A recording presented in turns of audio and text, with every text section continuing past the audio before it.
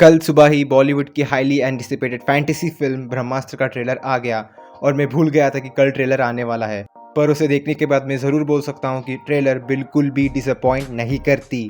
तो मैं हूँ मिस्टर स्ट्रेंज और चलिए बात करते हैं ब्रह्मास्त्र के ट्रेलर के बारे में। भाई इस पूरे ट्रेलर में अमिताभ बच्चन जी स्टार्टिंग से एंड तक फिल्म के कुछ की एस्पेक्ट्स को नरेट करते हैं और इस फिल्म की बेसिक प्रमाइस हमें जानने को मिलता है। जल, वायु, अग्नि और कई सारे एलिमेंट्स के पावर्स पूरी दुनिया में स्कैटर हुए रहते हैं और इन सबसे बढ़कर एक अल्टीमेट वेपन ब्रह्मास्त्र के ऊपर इस फिल्म की कहानी है। और शिवा, एक रेगुलर मैन जिसके पास अग्नि अस्त्र होता है, वो इस फिल्म का प्रोटोगनिस्ट होगा जिसे ईशा नाम की एक लड़की से प्यार हो जाता है। And this film would showcase Shiva embarking on an arduous journey that would involve godly powers and mystic characters who are trying to attain the power of Brahmastra and would drive Shiva to unlock the true potential of his powers and master them, all while clinging on to his dear love, Isha. ओह, अंग्रेजी सक्स।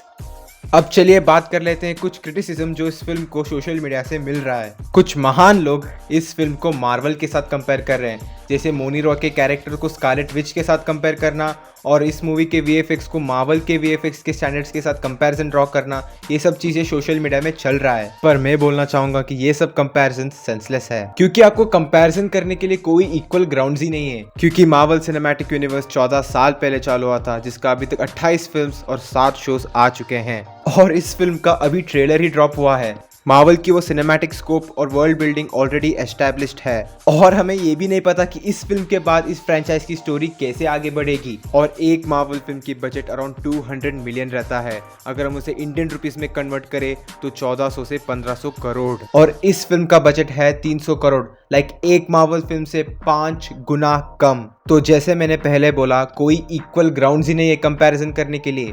जहां तक बात है Scarlet Witch और मोनी रॉय के character की, तो ब्रह्मास्त्र पर काम 2014 से चालू हुआ और हमें पहली बार स्कारलेट विच देखने को मिली 2015 में। तो आप अपने हिसाब से समझ लो भाई। और अगर हम बात करें इस फिल्म की वीएफएक्स की, तो मुझे इस फिल्म का वीएफएक्स अच्छा लगा, क्योंकि भाई इंडियन फिल्म्स वीएफएक्स के मामले में हमेशा से थोड़ा पीछे रहा है और अभी भी वीएफएक्स के फील्ड में एक सिग्निफिकेंट डेवलपमेंट चाहिए और फिल्म बाय फिल्म वीएफएक्स पे प्रोग्रेस हो रहा है और ब्रह्मास्त्र के वीएफएक्स उसी प्रोग्रेस का एक प्रोडक्ट है। क्योंकि ट्रेलर में कुछ ऐसे शॉट्स है जहाँ पे कलर का बेहतरीन इस्तेमाल किया गया है, जैसे ये मेरा पर्सनल फेवरेट है, और कुछ ऐसे भी शॉट्स है जहाँ पे सीजीआई थोड़ी सी हल्की पड़ जाती है। पर मैं एक बात बोलना चाहूंगा कि इस फिल्म के डायरेक्टर ने वर्ल्ड बिल्डिंग और कैरेक्टर ट्रेट्स को सिग्निफाई करने के लिए वीएफएक्स का स्मार्टली इस्तेमाल किया है। जैसे शिवा के पावर्स को एक नेचुरल येलोइश रेड कलर में दिखाने के बदले वो रेडिश पिंक में दिखाते हैं, जो हार्मनी और इनोसेंस को सिग्निफाई करती है।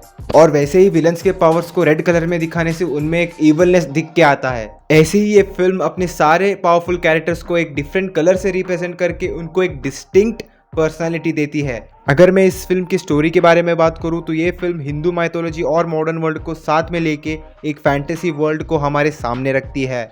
ये एक अच्छी बात है कि ये फिल्म अपने प्री हिस्टोरिक बिलीव्स और लेजेंड्स के ऊपर खुद का टेक लेता है, जैसे अमेरिकन फिल्म्स किया करते हैं उनके वॉर हिस्ट्री के साथ। और ट्रेलर को देख के ये समझ में आता है कि इस फिल्म में 2 ग्रुप्स है जो ब्रह्मास्त्र को ढूंढने में लगे हुए हैं। एक होगा मोनी रॉय की ग्रुप और दूसरा होगा अमिताभ बच्चन जी का ग्रुप। अमिताभ बच्चन जी का जो ग्रुप होगा वो ब्रह्मास्त्र को ढूंढने के लिए पूरे इंडिया में फैली हुई होगी। जैसे आप इस शॉट में देख सकते हैं कि एक बंदे ने कैजुअल पहना है तो दूसरे बंदे ने फॉर्मल्स, और इन सब ने अपने हाथों में कुछ अलग अलग चीजें पकड़े हुए हैं। इनके हाथ में शायद से एक सैक्सोफोन होगा और इनके हाथ में एक बुक, और इन सब में से कुछ लोगों को पावर्स दिए जा रहे हैं। जहां तक बात है इस फिल्म की विलन की, तो मैं चाहता हूं कि मोनी रॉय के कैरेक्टर में कुछ डेप्थ हो, उनकी खुद की एक कैरेक्टर आर्क हो, एक अच्छी ग्राउंड वर्क हो उनके कैरेक्टर में। ऐसा ना हो कि just because this film needs the villain she is the villain. एक और बात यह है कि इस फिल्म में वो टिपिकल इंडियन नाच गाने भी होंगे, जिसका मैं बहुत बड़ा फैन नहीं हूँ। लेकिन ये एक अच्छी बात है कि फिल्म मेकर्स ऐसे इनोवेटिव फिल्म को हॉलीवुड जैसा नहीं बना रहे, बल्कि अपने Indian way of film making को पकड़ के चल रहे हैं। क्योंकि इंडियन फिल्म्स को हॉलीवुड नहीं बनना है, पर हमारे Indian way of film making को एक लार्जर स्कोप में प्रेजेंट करके हॉलीवुड के स्टैंडर्ड्स को मैच करना है। और केजीएफ,